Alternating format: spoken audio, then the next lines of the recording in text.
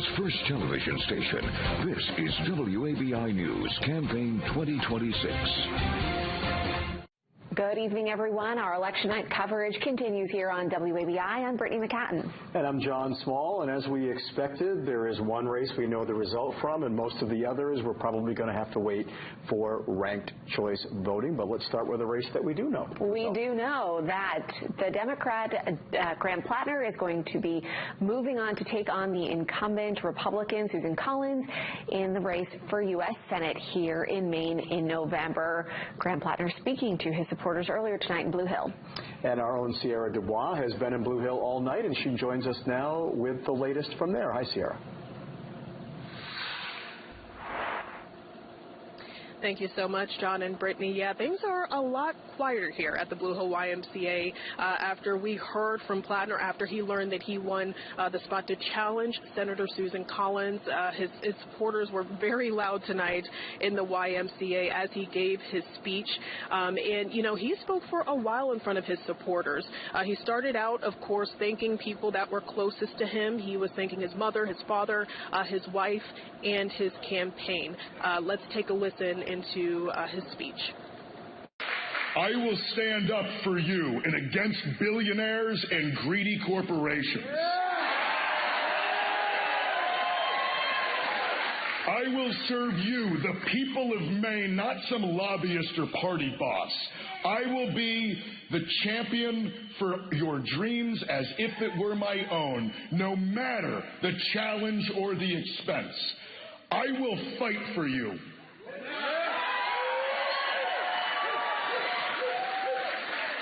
I have been willing to die for my country. There is nothing that I will not do for the state of Maine.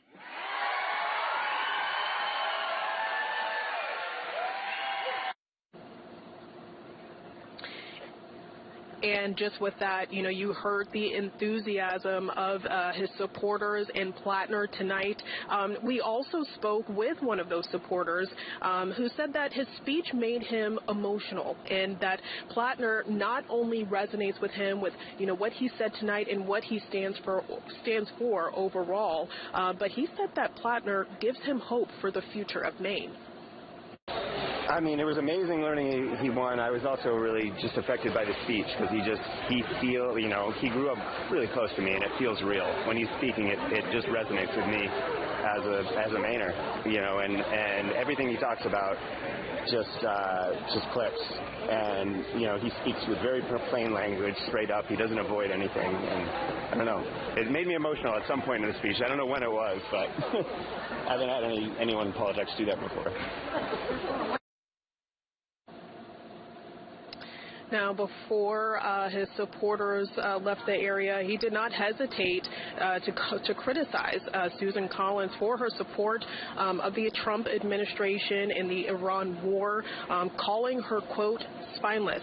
Now, on the other side of things, Plattner has faced multiple allegations in the last couple of weeks and says that people should focus on the change in Maine because it's not about him, it's about the people of the state.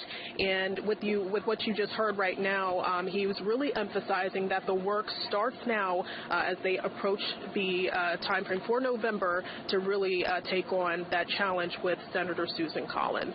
So a lot of excitement here from the party, and we will have a full recap of everything that happened here at the Blue Hill YMCA tonight. But in the meantime, I'm going to send it back to you, John and Brittany, in the studio. Sierra Dubois reporting live for us tonight from the Graham Plattner Watch Party in Blue Hill. Thank you very much, Sarah. And Senator Susan Collins, spokesperson, reacting tonight, sending a statement to the Associated Press, focusing on saying that Senator Collins is a proven bipartisan leader, and the statement that was used with the AP focused on her work with the Paycheck Protection Program as an example. Quote, her ability to work across the aisle is what allowed her to pass this important program, as is the case with many of her other legislative accomplishments. That's according to Collins spokesperson Sean Roderick. The statement, again, coming after Plattner really went after Susan Collins in his acceptance or victory speech tonight. And Roderick went on to say Collins, quote, will run on her own record of delivering results for Maine, unquote. I'm here with Bobby Charles. Bobby, a lot of energy in this place here tonight. It's quiet, a little quiet now, but it's also getting late.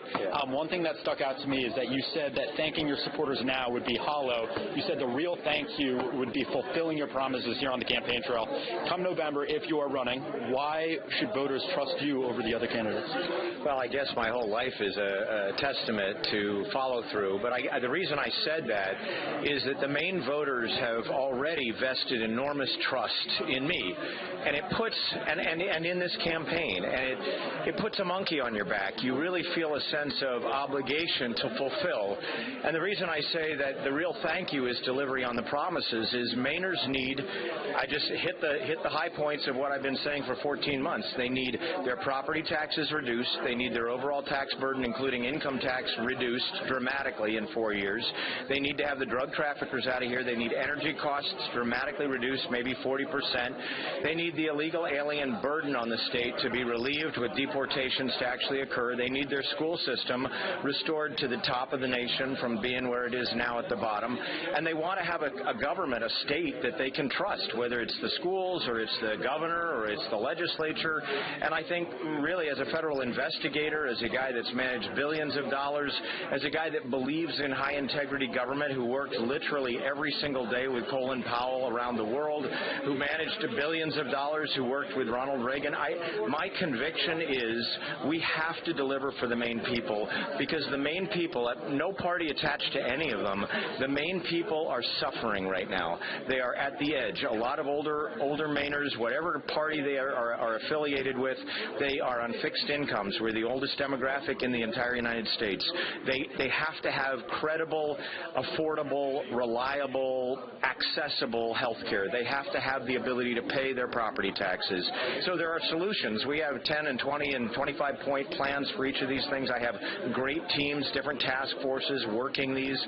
This is really not partisan. This is about when you make a promise to the people, you have to fulfill it. And my best thank you for all the effort put in now and between now and November is to be true to my word, deliver, so that 24 months in, no matter what your party is, you're going, wow, I've got more money. I'm not as anxious. I can see a predictable path to the future. Things are safe, no needles everywhere, real addiction services in here, schools are reliable, and this guy is really taking care of the fraud. All right, Bobby, thank you. It's going to be an interesting few months up until November. John, Brittany, I'll send it back to you guys in the studio. And hanging out with the Baldacci party tonight at the Sea Dog in Bangor. He is the leader at this moment. We'll check in with her now. Hi, Grace. Hi, Brittany and John. Yes, the party itself has kind of dwindled down a little bit here at Sea Dog in Bangor, but behind me, Joe Baldacci was just up here with his supporters and his friends and family who were here at the party to give a kind of closing statement before he and his party left the building. And he was saying that he's feeling very optimistic. Like you had mentioned, he's leading the race, though it is pretty neck and neck between him, Wood, and Dunlap, but he is feeling very optimistic. And he was saying when it came to deciding and him and his family making the decision to enter the CD2 race, he just said it felt too necessary to run. He pointed to the Trump administration, and he called it the most corrupt administration in history, pointing to how there was tax cuts for the rich, cutting Social Security, endless wars, and rising costs for families were things that he pointed to criticize the Trump administration. And turning to LePage and going against LePage for Congressional District 2, he said that he called LePage the most dangerous politician in Maine history. And to just hear more about what he said about facing LePage, take a listen. When we all heard Paul LePage would be joining us from Florida, once again, alarm bells went off for most of us. The most dangerous politician in Maine history is now trying to do even more damage to our state from Washington, D.C. And I couldn't stand idly by and let Paul LePage just waltz into Congress. Someone needed to fight back, and that's us.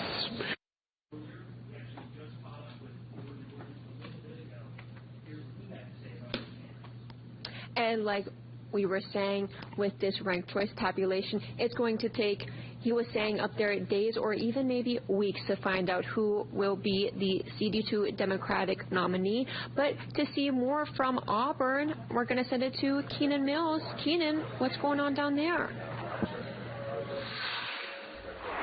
Hey there, Grace. We are in the home region of CD2 candidate Jordan Wood. We've been here since about 7 o'clock when supporters started filtering in. I asked them why they were here today, and many of them said Jordan is ready for the job. He is ready to be the man in D.C., not only mentally and emotionally, but coming forward with policy in housing, child care, and health care that is ready for the moment and what is important to Mainers.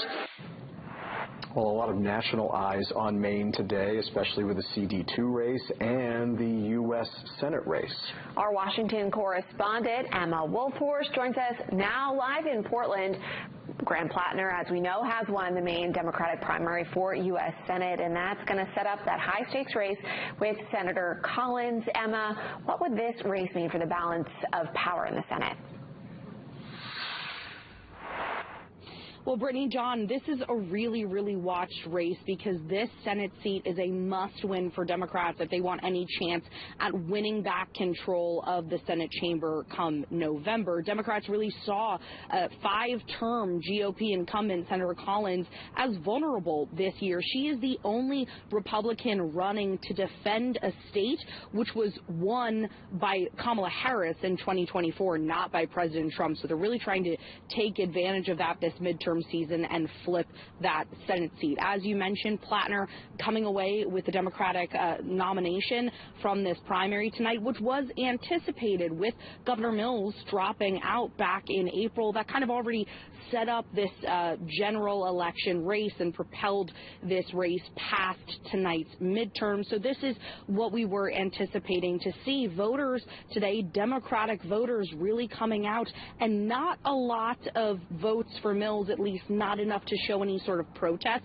from Democratic voters, showing all of these recent controversies for Plattner didn't really deter Democrats from choosing him as the one they want to take on Collins come November. John, Brittany. Okay, Emma, thank you very much for your reporting for us tonight. We have focused a lot tonight on the 2nd congressional district race, but now let's take a look at the numbers in the Republican primary for CD1. We have nearly 29% of the votes in so far, and Ronald Russell is in the lead over Joshua Petrowitz with 53% of the vote to Petrowitz's 47%. Russell hoping to be the nominee again. He was 2 years ago. We'll be back to wrap things up right after this.